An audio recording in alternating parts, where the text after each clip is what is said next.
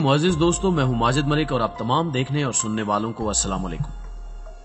दोस्तों, रूस दुनिया का सर्द तरीन मुल्क है, मगर वहां ये मोहलिक वबा नहीं है।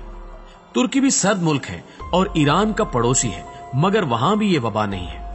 अफगानिस्तान ईरान का पड़ोसी है, मगर वहां भी ये नहीं है। दुबई ईरान का करीबी मुल्क है, मगर वहां भी ये नहीं है। अरब के दीगर ममालिक में इस वबा से किसी के मरने की कोई खबर नहीं है। ये वबा अमेरिका, इसराइल और बरतानिया को छोड़कर आखिर यूरोपीय यूनियन और इसके ममालिक चीन, इटली, स्पेन और ईरान और पाकिस्तान में कैसे पहुंचाई। इन ममालिक में ये वायरस क्यों आया, इसके पीछे जो साजिश है और जो खुफिया मंसूबा है वो आपकी आंखों को हैरत से खोल देगा।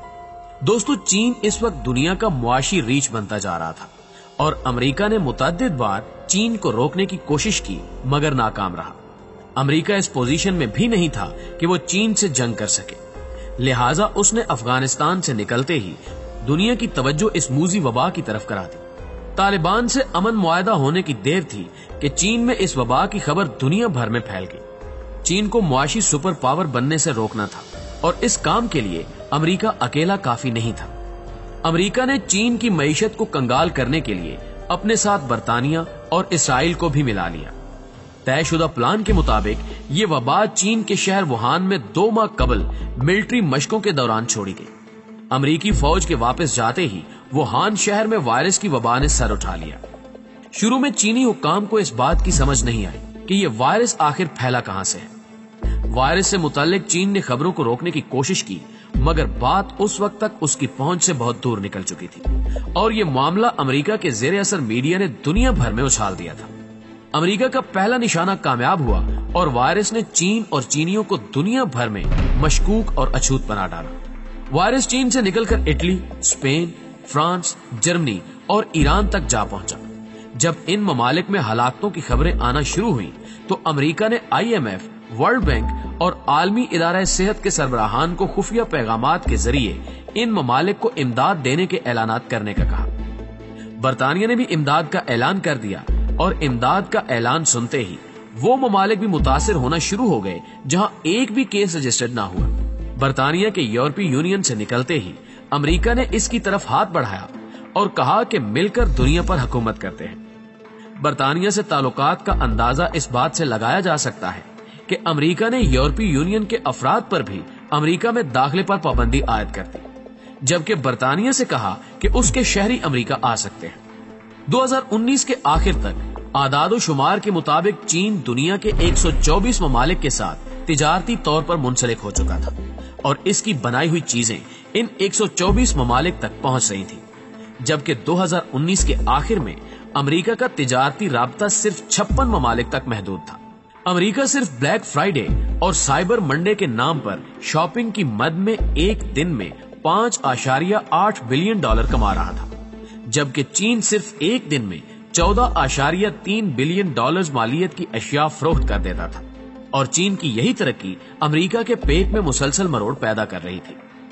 नाज़रीन ग्रामी, चीन की राह रोकने के लिए अमेरिका, बरतानिया और इसराइल दुनिया का मुआशी सुपर पावर बनने का मंसूबा शुरू कर चुके हैं और इस मंसूबे के मुताबिक पहले उन्होंने चीन को निशाना बनाया और फिर उन ममालिक को टारगेट किया जिनके चीन के साथ बड़े पैमाने पर मुआशी ताल्लुकात थे। यूरोप के बड़े ममालिक में चीनी मसनूआत ने अपना अड्डा कायम कर लिया था। न सिर्फ यूरोप बल्कि मिडिल ईस्ट, अरब ममालिक और पाकिस्तान तक चीन ने तिजारती रसाई हासिल कर ली थी। ये सारी सूरत हाल अमेरिका को किसी सूरत कबूल नहीं थी कि चीन मईशत में उससे आगे निकल जाए। अब हालात ये हैं कि अमेरिका ने सारी दुनिया को इमदाद का लालच देकर वायरस ज़दा बना डाला है और खुद आज दुआया तकरीबात का दिन मनाने का ऐलान कर दिया। अमेरिका ने चीन को नंगा करने के लिए मीडिया का सहारा लिया और दुनिया को बताया कि चीन से कुछ भी नहीं लेना, वरना वायरस से मर जाओगे। अब दुनिया का हर मुल्क, हर शहरी चीन से एक पैसे की भी चीज लेने का नहीं सोच रहा, भले वो मुफ्त ही क्यों ना मिले। ईरान चूंकि पहले से ही अमेरिका और इसराइल के निशाने पर था, तो इसको मजीद कमजोर करने के लिए इस वायरस का सहारा लिया गया। अब आगे पाकिस्तान बचता था, जहां चीन की खरबों डॉलर की सरमायाकारी चल रही थी। हुकूमत ने आओ देखा न ताओ और पूरे पाकिस्तान को बंद कर दिया। नतीजा ये हुआ कि हमारा तमाम तर दारोमदार चीनी मसनूआत पर था और वो आना बंद हो गई اور جو کاروبار چین کی مصنوعات پر چل رہا تھا وہ ٹھپ ہو کر رہ گیا۔ پیارے دوستوں، وائرس کی افواہوں نے نہ صرف چین کو متاثر کیا بلکہ پاکستان میں سی پیک پر کام کرنے والے افراد، انجینئرز اور کمپنیاں چینیوں سے بھاگنے لگی۔ دنیا کو سوئی سے لے کر ایٹم بم دینے والے چین کی حالت اب ایسی ہو گئی ہے کہ وہ دنیا سے ماسک بھیجنے کی درخواست کر رہا ہے، اور یہی امریکہ چاہتا تھا کہ چین ایسی حالت میں آ جائے کہ وہ آگے نہ نکل سکے۔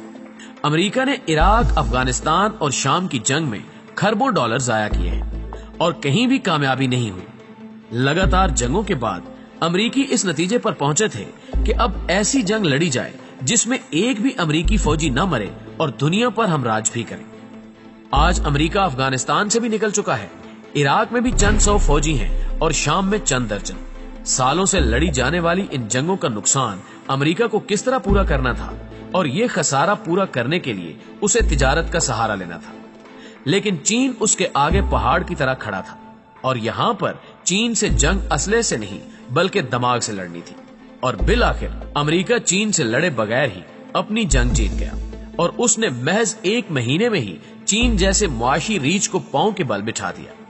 اب منصوبے کے مطابق آنے والے دنوں میں امریکہ، اسرائیل اور برطانیہ دنیا میں اپنی مصنوعات کو بیچیں گے، اور چین جب تک اپنے پاؤں پر کھڑا ہوگا تب تک وہ ان سب کے نیچے لگ چکا ہوگا۔ کھوجی ٹی وی دیکھنے اور سننے والے معزز دوستو، امریکہ نے پوری منصوبہ بندی کے ساتھ چین کا معاشی گھراؤ کیا، اور اس سلسلے میں اس نے سعودی عرب، قطر اور کویت جیسے ممالک کو بھی استعمال کرتے ہوئے ڈرایا کہ کسی کو اپنی طرف نہ آنے دو ورنہ مارے جاؤ گے، اور حال یہ ہے کہ خانہ کعبہ شریف تک بند کر دیا گیا۔ یہ وائرس شاید اتنا خطرناک نہ ہو، مگر اس وائرس کی آڑ میں چین کے خلاف جو پراپوگنڈا کر کے چین کو گندا کیا گیا ہے وہ وائرس سے بھی زیادہ خطرناک ترین ثابت ہوا ہے۔ یہ صورتحال ایسے ہی ہے کہ کسی گاؤں میں اگر کسی عورت کے ساتھ زیادتی ہو جائے تو پورے گاؤں سے خبر نکل کر 10 دیہاتوں تک پہنچ جاتی، اور نتیجہ یہ نکلتا کہ وہ عورت نہ گھر کی رہتی اور نہ گھاٹ کی۔ یہی حال امریکہ نے چین کے ساتھ کیا ہے۔ اب چین کی موجودہ حالت بالکل اسی عورت کی طرح ہے جس سے دنیا کا ہر ملک بھاگ رہا ہے۔ یہ مجھے بدنام نہ کر دے۔ حتیٰ کہ چین کا قریبی دوست پاکستان بھی منہ چھپا کر ایک سائڈ پر ہو گیا ہے کہ بھائی دور رہو، حالات نازک ہیں۔ پاکستان کو چاہیے کہ اس مشکل وقت میں چین کی مدد کرے اور ملک بھر میں وائرس کے نام پر جو افراتفری پھیلی ہوئی ہے اس کو نارمل لا کر مشکل وقت میں چین کی تجارت سے خود بھی فائدہ اٹھائے اور چین کو حوصلہ بھی دے، کیونکہ چینی وہ قوم ہے جو ہر چیز کا توڑ نکال لیتی ہے، اور آج نہ صحیح کل یہ وائرس کا حل بھی نکال لے گی، اور مشکل وقت میں ساتھ دینے والوں کو وہ پھر ہمیشہ یاد رکھیں گے۔